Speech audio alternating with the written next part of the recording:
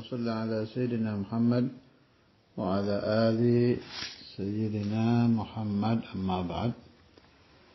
Burdatu Rasulullah sallallahu alaihi wasallam, pasal kedua, masih tentang at-tahdhir min hawan nafas, masih tentang hawa nafsu, bait ke-21.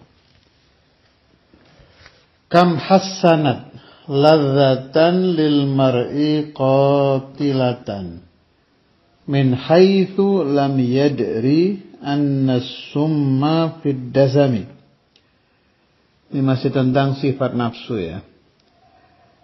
Kam hasanat, berapa banyak hasanat, menganggap bagus, ladzatan, satu kelezatan, lil mar'i, bagi seseorang, padahal si ladzah itu qatilatan, membunuh.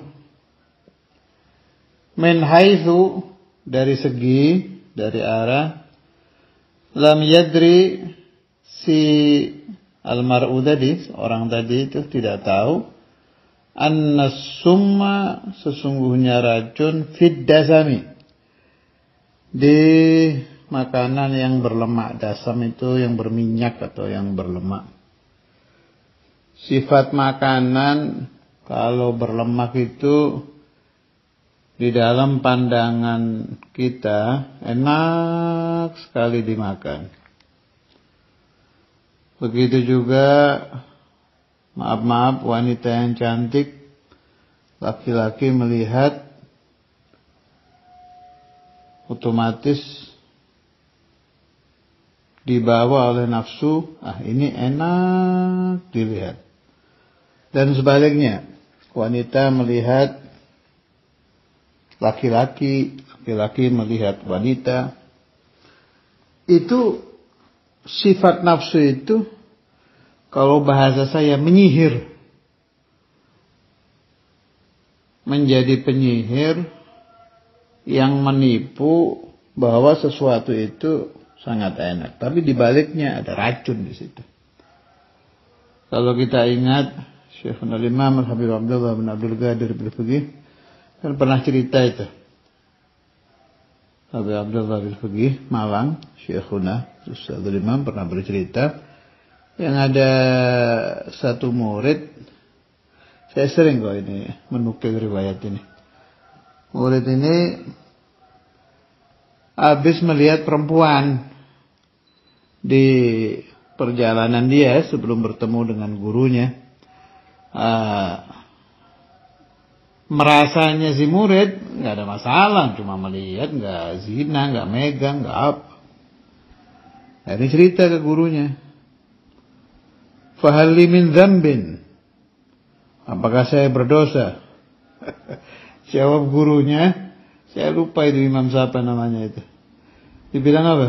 Laqad adznabta dzamban la yamhuhu ma'ul bahri. Engkau telah berbuat dosa, yang dosa itu tidak bisa dihapus meskipun dengan seluruh air laut. Ini jangan langsung dibantah riwayat-riwayat begini itu ya. Tahu, nggak sampai berzina, nyentuh aja enggak. Cuma pandangan si mursyid, pandangan si guru ini yang dilihat Allahnya gitu loh. Dosa itu dari segi pembagian dosa memang ada kabair, ada shaghair.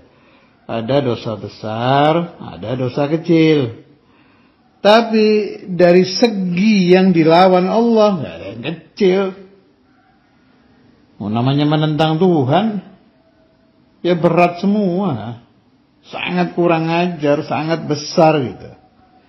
Sebaliknya, kalau yang kita lihat maghfirah Allah Ta'ala, ampunan dari Allah Azza wa Jal, gak ada besar, gak ada kecil, sama. Fi jambi maghfiratillah, semuanya gampang, semuanya ringan, semuanya kecil. Nah makanya, Al-Imam Al-Ghazali radhiyallahu ta'ala anhu, wa nafa'ani wa iyyakum wal muslimin wal muslimat min barakatihi wa ulumihi wa asrarihi fid darin amin. Ihya itu selalu kan supaya imbang antara khauf dan roja, antara takut kepada Allah dan mengharapkan rahmat Allah.